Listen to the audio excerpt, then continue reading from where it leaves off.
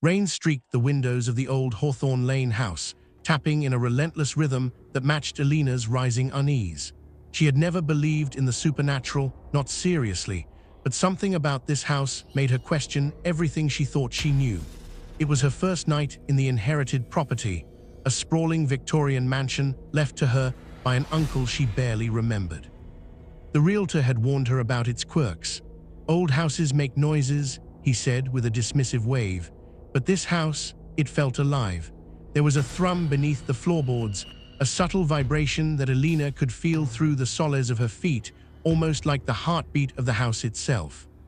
She explored the main floor slowly, flashlight in hand, each creaking floorboard echoing like a hollow whisper.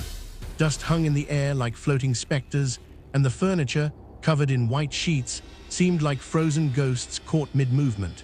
She ran her fingers over a polished wooden banister, cold to the touch, and felt a shiver run down her spine. In the hallway, she noticed a slight dip in the floorboards, an area around the center of the hallway that seemed uneven. Leaning closer, she heard it, a faint, almost imperceptible murmur, like voices speaking just beneath the wood. She froze, her heart hammering. "It's probably just the wind," she whispered to herself, but the murmur persisted, growing in clarity, soft, urgent, almost pleading.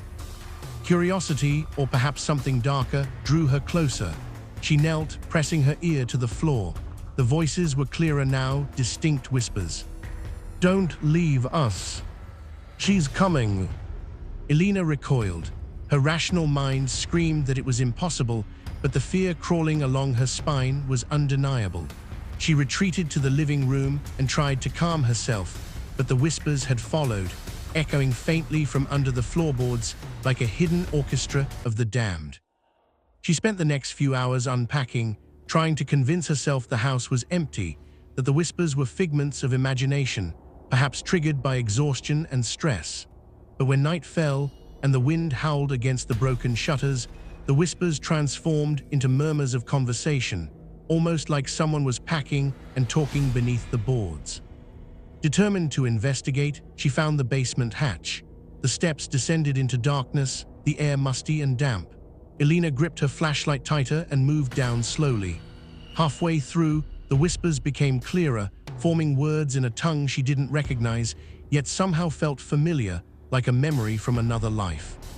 At the bottom of the basement stairs, the beam of her flashlight caught the floorboards near the center of the room, warped and slightly raised, as if something beneath them was trying to push through. The whispers grew frantic, the voice now screaming in her mind rather than her ears, a psychic shriek that twisted her thoughts. She stumbled backward, tripping over an old crate. Inside, she found objects that hadn't been mentioned in the inventory of the house, a series of old journals, strange charms, and photographs of people with their eyes scratched out.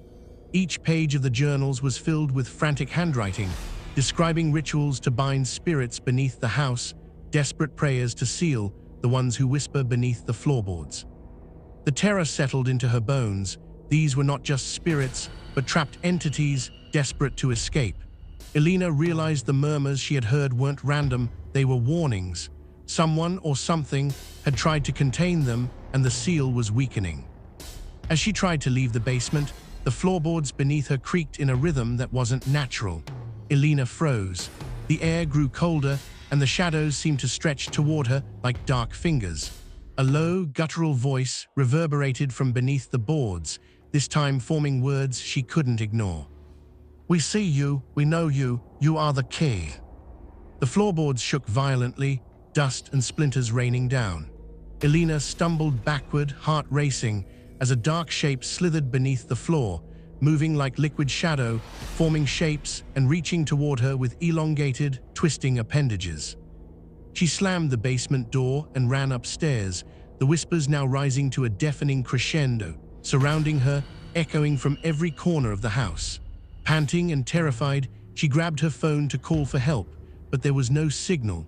The storm outside had knocked out all connections. As the night wore on, Eleanor realized the house itself had become a prison, and the whispers beneath the floorboards were aware of her presence, intelligent and malevolent. Every creak, every moan of the house was no longer mechanical. It was communicating, testing her, probing her fears.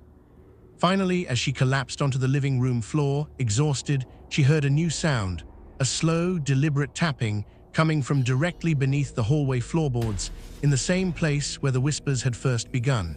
It was a rhythm, almost like footsteps packing, but beneath the floor. Eleanor froze, eyes wide. And then she heard it, a voice, clear and distinct, calling her name from under the floorboards. "Eleanor, join us." The room went silent, the storm outside fading, and in that terrifying, deafening silence, Eleanor understood.